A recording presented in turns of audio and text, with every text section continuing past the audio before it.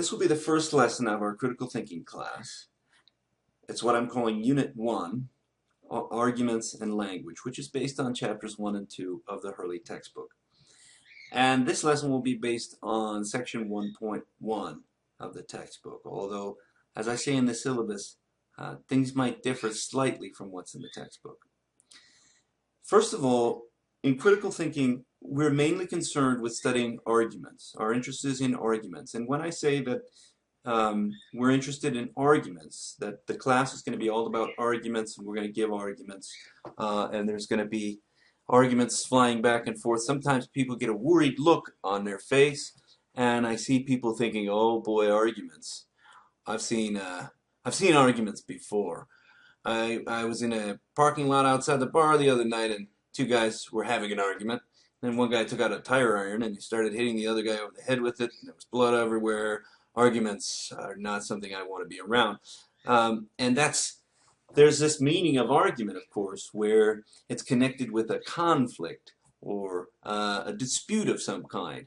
And we want to separate that notion of argument from what we're talking about in critical thinking.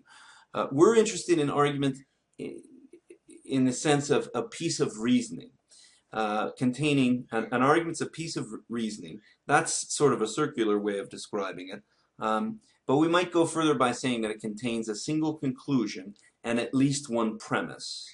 So we're defining it in terms of its parts. Now I have to say what those parts are for that to mean anything.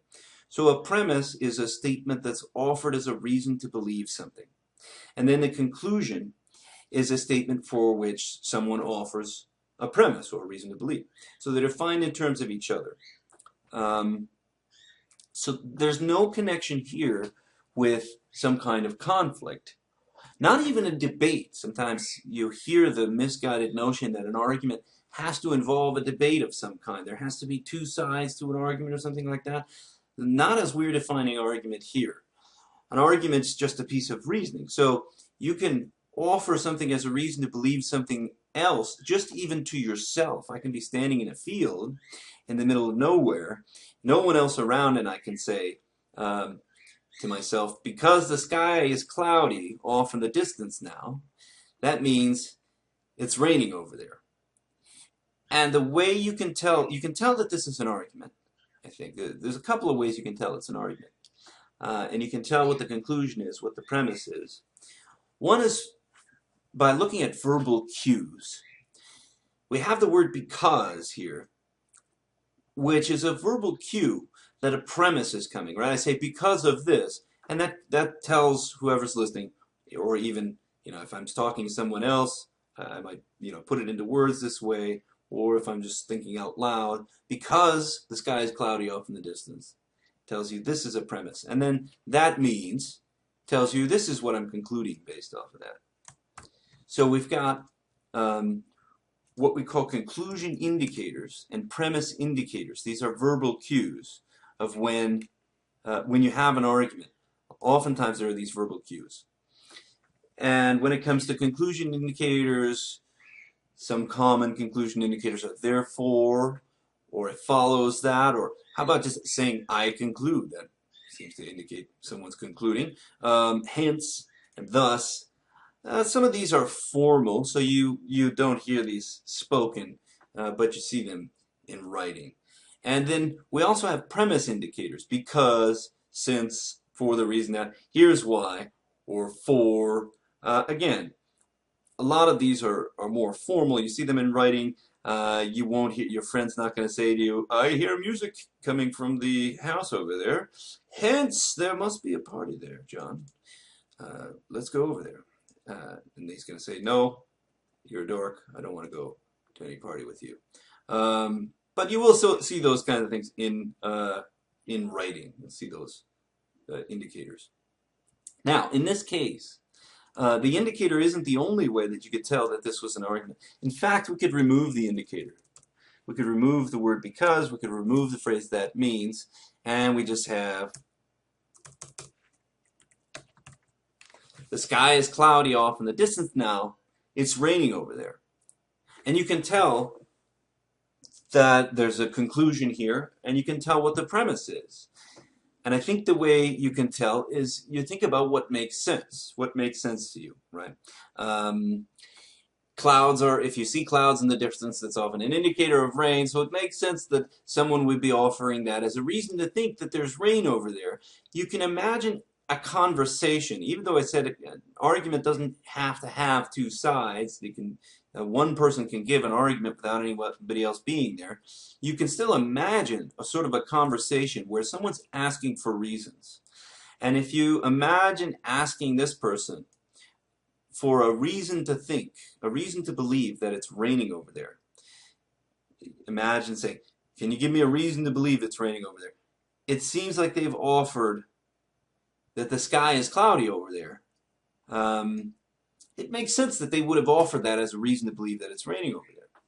It immediately makes sense to me anyway, because I know that clouds are often an indicator of rain. The thing is that we can't make this making sense thing part of the definition of what makes it an argument. An argument doesn't mean a good argument or an argument that makes sense. There's such a thing as a bad argument too. And the way that I've defined argument above, you see, it's just that someone offers something as a reason to believe something else. It doesn't mean it really is a reason to believe the other thing. So an argument doesn't have to make sense just to be an argument. Take this example. Suppose someone says, because broccoli is a vegetable, it therefore follows that Africa is a continent. Because broccoli is a vegetable, it therefore follows that Africa is a continent. So the person has made it very clear that they are offering as a reason to believe that Africa is a continent. They're offering that broccoli is a vegetable. You have no choice but to interpret it that way, given the fact that with the verbal cues, they've just been very clear. Because broccoli is a vegetable, that's the, ask me why I think Africa is a continent. Why? Because broccoli is a vegetable, that's why. Of course. Now that, obviously that doesn't make any sense. That's nonsensical. Because these two facts have nothing to do with each other. They both happen to be true. But broccoli being a vegetable doesn't have anything to do with Africa being a continent. Nevertheless, we have to look at this as the person's argument. They've just made it clear, right? Again, it's an offering, and they've made it clear they're offering this fact that broccoli is a vegetable as a reason to believe that Africa is a continent. And so that's the argument. The conclusion is Africa is a continent. Premise, broccoli is a vegetable. In this case, notice that you couldn't use the make sense test, the test about things making sense. Because if you remove those verbal cues, and we just have broccoli is a vegetable, Africa is a continent, there's no way of knowing, there's no way we could call this an argument. You wouldn't know that the person was giving an argument. Notice that by the definition that I've given, the person still could be giving an argument. They could still be giving an argument. If they're offering that broccoli is a vegetable as a reason to believe that Africa is a continent, then that's their argument. Notice there's a difficulty in defining argument this way, because there's a difficulty in telling when a person is offering something. If someone walks up to you on the street and holds a bottle of Coke out in your direction, are they offering it to you? Or if they just set it down next to you, is that offering you? Is that offering you the bottle of Coke? It can be unclear whether someone is offering something or not. So now this is an unrealistic case because hopefully you won't ever encounter someone that thinks they're giving you an argument but just says something like broccoli's a vegetable, Africa's a continent. But if they did, of course, you'd have no way of telling that was an argument. Even if they could be offering you an argument, but they haven't made it clear. So you have no way of telling that it is. So this can be a difficulty in less extreme cases. In this case, it doesn't make sense at all. But you can sometimes be looking at an argument, and maybe it doesn't immediately make sense to you that one statement would be offered as a reason to believe the other statement. And that can make it difficult to tell that it is an argument, but it could still be an argument. Um, so the verbal cues can be helpful in these cases. If someone's giving an argument and it's not going to immediately make sense to the audience, then maybe they should use the verbal cues. But people are not going to throw in these verbal cues all over the place in their writing and in their speaking. So it can create sort of difficult situations where it's hard to tell what the premise is, what the conclusion is of an argument. So just be aware that that difficulty can arise, and this would be an extreme case where you'd have to say you can't tell at all.